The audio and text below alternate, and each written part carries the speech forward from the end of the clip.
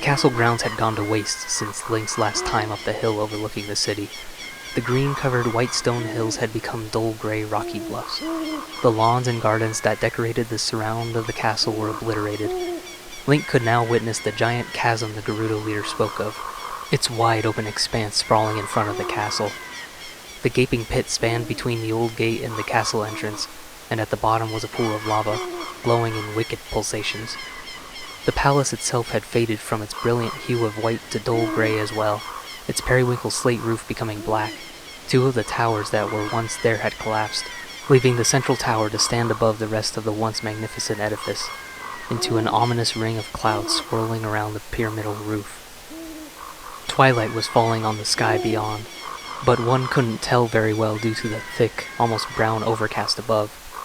The main source of light was coming from the glowing lava, which separated Link from the way in. "Link, can you hear me?" a voice said from nowhere, but it was not Ganondorf this time. "It's Rauru, the sage. We six will gather our power to create a bridge to the castle where Ganondorf dwells." Materializing out of nowhere, a translucent surface of swirling colors of the rainbow originated from the edge of the lava pit, and spread over to the castle entrance, arching high over the bottom of the lava pit. The mysterious magic allowed Link to walk across it like a solid surface, and on into the keep of the King of Evil. Inside, a long grand hallway lined with ornate torches and ostentatious wall carvings led up to a shallow sloped staircase of regal purple carpet. This opened up into a grand foyer, with a pair of curved staircases leading up to a large archway. Surprisingly, there was absolutely nobody in the cavernous room, no guards patrolling the place under the charge of Ganondorf. He was welcoming him in, knowing the easiest way to kill Link was to lure him into his own lair. It worked, did it not? That was why, after all, he kidnapped Zelda, wasn't it? Link had finally learned she was alive, and got to see her for the first time in 7 years, even if it was almost a fortnight to him. But she was snatched away by this fiend. He would need to face him anyway to end all this, but this was personal. Link climbed the carpeted staircase, hugging the marble balustrade. At the top, he could hear the faint sound of an organ. It was a slow, inauspicious melody, played in a minor key, humming from beyond the archway. Passing through the wide doorway, Link found himself at the base of an octagonal shaft of bricks, with another staircase wrapping around it, going up. "This must be the tower," Link said to Navi as the music hit a crescendo. It was definitely coming from this tower. Link began scaling the flight of steps. They, too, were shallowly sloped, like the ones at the entrance. In this manner, they slowly rose in a helix around the tall 8-sided tower. He followed the red carpet runner that ran in the center of the stair passage, past the pilasters that supported this massive structure, which had torches affixed to them that were lighting the way. The organ music steadily grew louder as he climbed higher, with each successive chord progression expanded and embellished with flourishing riffs. With each step, Link's leg muscles wore, but with each step, he somehow also grew more determined. Up and up he went, until the spiraling hallway changed to a more aesthetic decor, with Gothic ribs on the sloped ceiling, winged horned gargoyles along the inside wall, and arched stained glass windows letting in the little twilight outside. It must have been 200 steps he climbed, up to the 100-foot tower, when he finally reached a massive double door. This was it. The organ music was coming from the other side of this door, in the highest room of the palace's apex. Ganondorf had to be on the other side. The door creaked on its hinges as Link pushed it open. The large square room on the other side was airy and full of tall stained glass windows. The sun was now low enough in the sky where it launched warm light into the space through the colored panes. The roof above was a series of ribs vaulted into a pyramid that was the roof of the tower, and amidst the volume up there was a pink crystalline vessel. Meanwhile, the organ music was hitting its climax, with notes fluttering about over the march of minor chords. The instrument producing it was against the opposite wall, the blown notes whistling through the pipes behind its keyboard. At this keyboard, playing this dire tune, was a black armored man in a red cape, with orange-red hair flowing over it. The man abruptly halted his playing. "The Triforce parts are resonating," he said. "They are combining into one again. The 2 Triforce parts that I could not capture on that day 7 years ago. I must say I did not expect they would be hidden within you two. And now, finally, all the Triforce parts have gathered here." He turned around, flapping his cape as he did. Ganondorf was a little aged, but his skin was still that off-putting shade of green, and his hooked nose still bent down, nearly over his chapped lips. He wore a topaz-encrusted circlet atop his forehead, matching his golden eyes, which almost appeared to glow as they glared at Link from across the room. "These toys are too much for you, and you're gonna return them to me." He put up his right fist, showcasing the top triangle of the Triforce on his hand. He then flexed his arms, bringing them into his chest. A mystical glow of energy began to radiate from the entire outline of his body. He then brought his legs up as well, floating right there in the air. He angrily grunted as he was clearly conjuring something with his dark sorcery. He built it up until he released it in a violent rage. Link was expecting to be tormented once again by the Vex, but instead, a purple vortex swirled about, and all it did to affect Link was push him back slightly. "Link, I can't help you," Navi said, fluttering nervously. "Because of the waves of darkness. I can't get a read on his weakness. I'm sorry, Link." "I don't think I need it, Navi," Link said, confident he would find a way to take Ganondorf down. Ganondorf made the first move. He punched the floor, causing it to quake. The floor tile started to fall away, disintegrating the floor into a tall room below. With the help of Link's hover boots, he was able to vacate to the rim around the room that stayed behind, while the center of the room also remained for Ganondorf. He leapt back up into the air and hovered there. Menacingly, Ganondorf put up his hand and formed a yellow ball of energy. Once it got to the size of a cobblestone, he threw it at Link. Not wanting to be zapped by the excruciating jolt he had felt before, Link avoided it, then prepared for a counter-strike. He took from his quiver one of the arrows Zelda gave him. He loaded it in his bow and let it fly at Ganondorf, but he swatted it away as if it were a fly. Confused, Link wanted to ask Navi for help, but he remembered that she could not look for his weakness due to his blocking magic. This time, Ganondorf lifted his hands above his head, and a larger ball of energy began to form, a dark purple vortex that sucked in particles from around it to grow in size. When he released it, Link was cornered by hundreds of streams of magical current from all around him, like hundreds of lightning bolts zapping him. He screamed and writhed in the worst pain of his life. As Ganondorf laughed, savoring Link's suffering, Link shook his entire body, still reeling from the devastating attack. When Ganondorf decided to follow up with another one, Link hovered over to the platform in the center to try and get a strike on him with the Master Sword. But when he attempted to swing up at him, the ball had been released. Unexpectedly, the Master Sword completely protected Link from the painful curse, and not only that, it deflected every last current of energy back to Ganondorf. Now it was he who screamed, getting a taste of his own medicine. He hung there in the air, writhing with the pain he caused himself. Link took this opportunity to catch him off guard with another light arrow. It penetrated his armor like it were paper, and a burst of light erupted from the point of contact. He fell to the ground, gathering himself on one knee. Link then capitalized again with some jabs with the Master Sword, the sword that seals the darkness, the very reason he needed it in the first place. Ganondorf had had enough. He leapt back into the air, so Link retreated back across the gap to the rim. Ganondorf tried another smaller ball, but Link, now knowing that the Master Sword could deflect it, swung at it to hit it back. Since it was just the one, Ganondorf easily flicked it away back at Link. So Link struck it again. Again, Ganondorf flicked it back. This went on for a bit, each hit to the curse giving it more speed, so it was a standoff to see who could cave first. It was Ganondorf who did, and again, Link was able to pump a light arrow into his chest, as well as a few hits with the Master Sword. When Ganondorf got himself up, he was even more full of rage. In a vengeful wrath, he summoned a flurry of spell attacks, rapidly shooting the curses at Link from different angles. With razor focus, Link batted the curses away, but they weakly splattered, fizzling out instead of deflecting back to him. The Master Sword didn't appear to be working on this attack, but Link remembered he had something from Ganondorf's homeland that could repel magical energy. He took the mirror shield in hand, and took cover behind it, staggering with every hit of each curse. He heard Ganondorf shout in agony, signaling the success of that tactic. Link shot his arrow, hovered over to where he was on a knee, and slashed the Master Sword with high energy. He wanted to finish this. Ganondorf did not rise up into the air. He dropped his other knee so that he was kneeling now, and he grunted, struggling to breathe. "The great King Ganondorf," he stuttered. "Beaten by this kid?" He entered a fit of coughing, spitting up blood from his throat. He looked at Link, his teeth dripping in blood. The look he had in his golden eyes was devoid of any malice.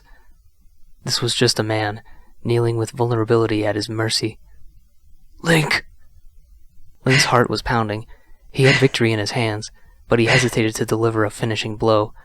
During that hesitation, the hatred returned to Ganondorf's eyes, and they glowed brighter, along with the rest of his body. He stood up and raised his arms.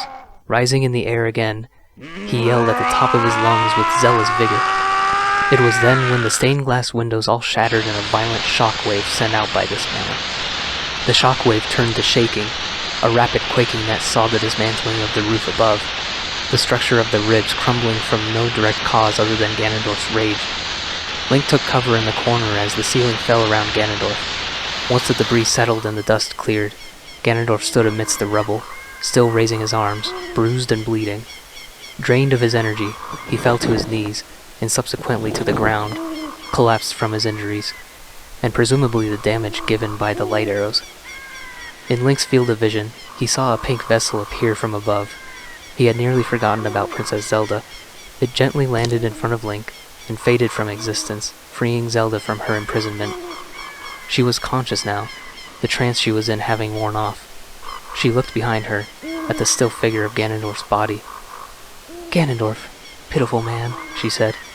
"Without a strong, righteous mind, he could not control the power of the goddesses, and—" Another quake interrupted her. The tower they stood at the top of shook and vibrated in the rumbling. Was this Ganondorf? "Link, listen to me," Zelda instructed. "This tower will collapse soon. With his last breath, Ganondorf is trying to crush us in the ruins of the tower." So Ganondorf's power was still active. He was even apparently still alive, barely. Zelda lifted her dress with her left hand and grabbed Link by his hand with her right. "Come on, we need to hurry and escape." She led him over to where the double doors were, and they ran down the stairs, which were now in the open air. They wrapped around and around the 8 sides of the tower. All the while, the tower was swaying in the long tremor. Debris was falling down around them from the structure above. Link was nearly crushed by a couple of large pieces of rubble when they were about halfway down. In response to this, Zelda gasped loudly, but Link was okay. He was just dinged up on the right arm. However, the way down the stairs was now blocked by the debris.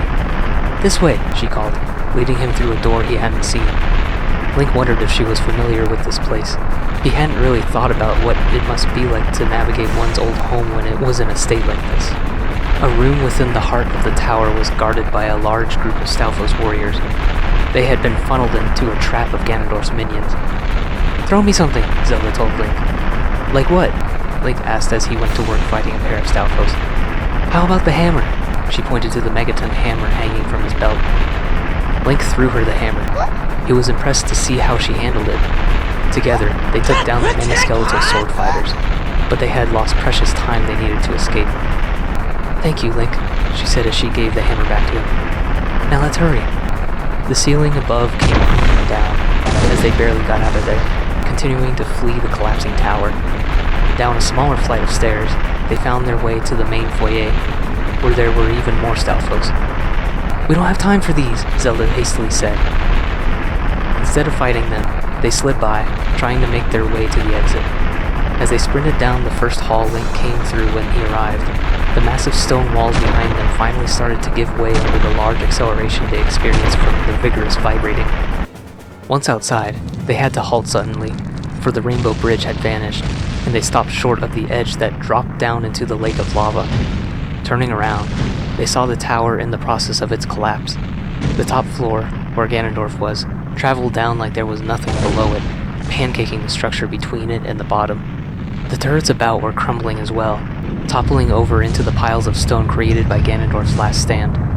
Soon enough, there was a bed of rubble, with higher piles where the turrets fell, and nothing more. As Link and Zelda looked on, they were silent, just like the sight. It was hard to believe the regal home of the royal family, Zelda's old home, was all gone now, whether it was controlled by Ganondorf or not. "It's over," Zelda said. "It's finally over." Link had done it. He couldn't help but smile at her. "Link!" Navi came out from under Link's hat, where there was good cover from the falling debris. "I'm sorry I couldn't help you in the battle before." Something interrupted them again. A loud banging noise came from the pile of rubble in the center where the tower used to stand. Zelda looked from it over to Link, who had subconsciously put out his arm to protect her. She had a worried look on her face. "What was that sound?" Link tiptoed over the rubble to the area where they were sure they heard the bang. He carefully investigated around the heap of ruins. Link was startled as the pile erupted, and Ganondorf burst out from underneath. He still had a little bit of power, even after all that. Eyes glowing now more than ever, he showed Link the Triforce of Power on his right fist, intent on making something happen. He let out another rageful grunt, curling his limbs inward and throwing them out, while a purple aura emanated from around him. He jumped into the air, but he stayed up there, flipping forward. He fell down onto the rubble-strewn ground on all fours. His body started to change, transform into a huge creature, a monster, with glowing yellow eyes, red hair, green skin, and a boar snout and horns. He grew 3 times his size, into an ultimate beast, dual-wielding a pair of 5-foot sais. He waved them about, flashing his might to his opponent before battle, as lightning appropriately struck behind him in the sun-setting sky. "I see it all," Navi explained. "Evil in its purest form, a transformation that has taken his whole life, is now complete. The Demon King of Legend has been reborn into a creature called Ganon. There's no way he's holding me back again," she proclaimed. "This time, we fight together." Link nodded to her and looked back at Zelda, who nodded at him. "Use the Master Sword," Navi directed. "Destroy Ganon with the Sacred Sword. His weak point is his tail." Protruding from his hindside and wagging about was a tail with a white appendage on it.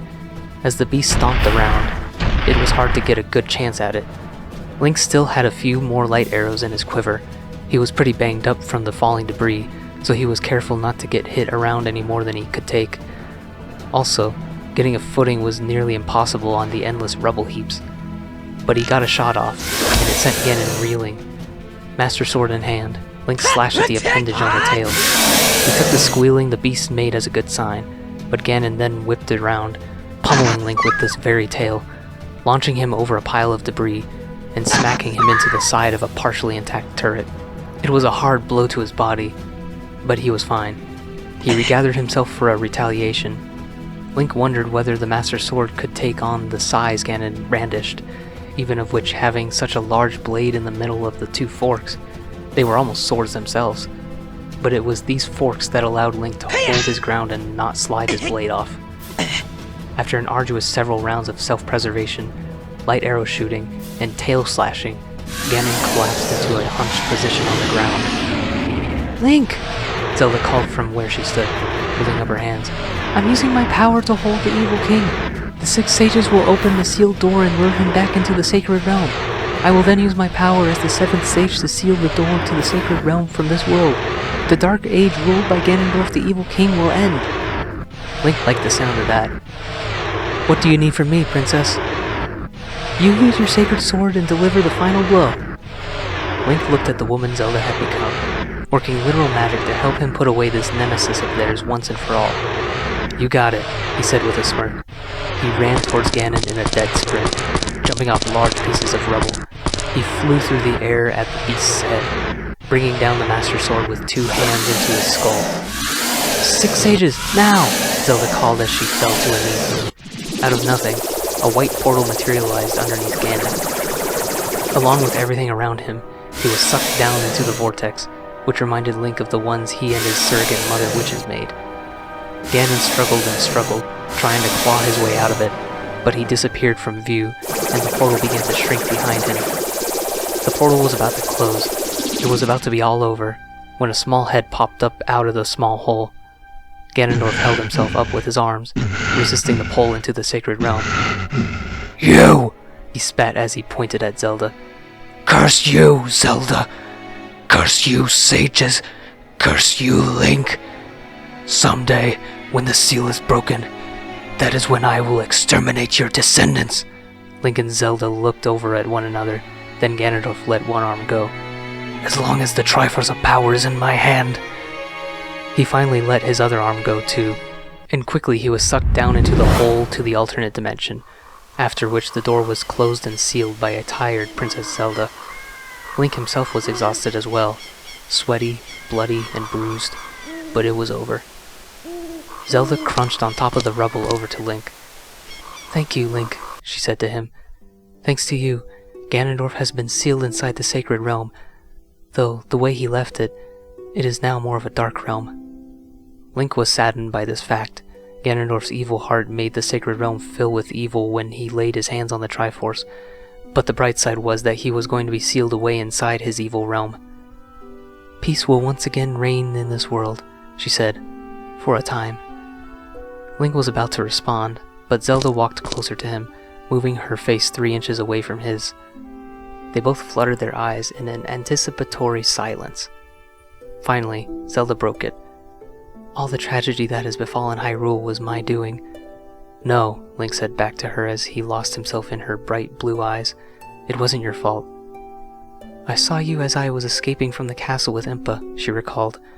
"I thought I should entrust the ocarina to you. I thought that would be our best chance." Link reminisced in the scene he had witnessed in his foreboding nightmares, and then before his very eyes once he had collected all the spiritual stones. "As long as you had the ocarina in your possession," she continued, "I thought Ganondorf could never enter the Sacred Realm, but something I could never expect happened."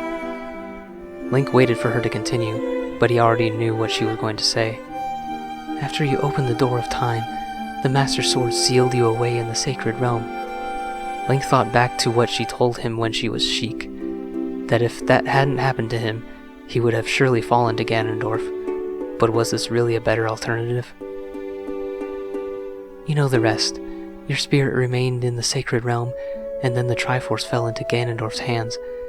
He went on to invade the Sacred Realm." "And the kingdom," Link added. Zelda turned her head to the side, meeting her chin to her shoulder, and her hand to her chest. "I was so young. I could not comprehend the consequences of trying to control the Sacred Realm." She looked back up into Link's eyes. "And I dragged you into it, too." Link started to shake his head to reassure her, but she continued. "Now it is time to make up for my mistakes." She paused, hesitating on the words she was about to say. "I'm going to undo that very seal, send you back, for good."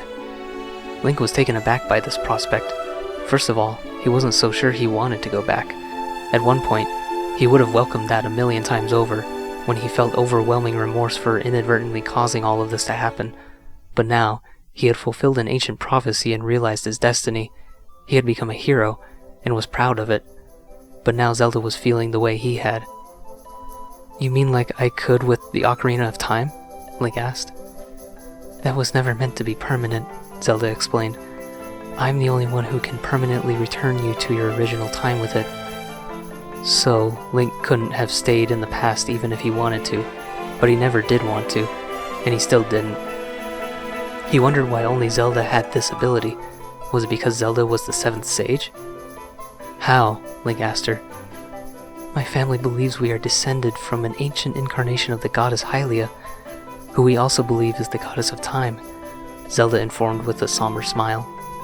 This information made sense to Link, both the part about the goddess of time and the goddess Hylia being one and the same, especially in the Hero of Time legend, and the part about the belief that the goddess's divine blood runs through the veins of the royal family, eternally legitimizing their claim to the Hyrulean throne. "It is with this power that I can return you for good," she said. Link thought of the land as it was in its current state. The lifeblood of the kingdom was extinguished in Castletown, sure, with some survivors dislocated to Kakariko village, but with drought, with blight across all the land. Entire races of people were extinct, wiped out by the greed and hatred of one man. "What about Ganondorf?" Link asked, thinking of how to go about it without messing with the Sacred Realm. "When you come see me," she started as a tear streamed down her face. for the first time, tell me the truth. I'll believe you. Tell me how foolish it is to gather the 3 spiritual stones. Tell me his plan hinged on that. He would have never been able to destroy the royal guard like he did after you opened the door to the sacred realm. Some things are just too powerful. And your father? Link asked. His assassination can be prevented? Let me worry about my father. She spoke of her past self. Give the ocarina to me, she gently told him. Link grabbed the Ocarina of Time and held it in his hand, admiring its glossy sheen and the golden Triforce embossed on the mouthpiece. He finally placed it in the outstretched hands of the princess, much like she did to him when they were children. Don't worry about me, she said, cupping the instrument in her hands. Peace has returned to Hyrule. Now go home, Link. Regain your lost time. She gave a saddened smile as she further looked at his face. Home, where you are supposed to be, the way you are supposed to be. Where things were the way they were supposed to be. Link thought this to himself but didn't say it because he was too choked up. He was going to miss her. With tears in her eyes, streaming down her face, she put her lips up to the mouthpiece of the Ocarina of Time and played the notes that brought them together in the first place. The soft tones of her lullaby fancied Link's eardrums as he felt himself start to fade away from her. She put her hands against his as this happened. Thank you, Link, she told him as she gave a quivering smile. Goodbye.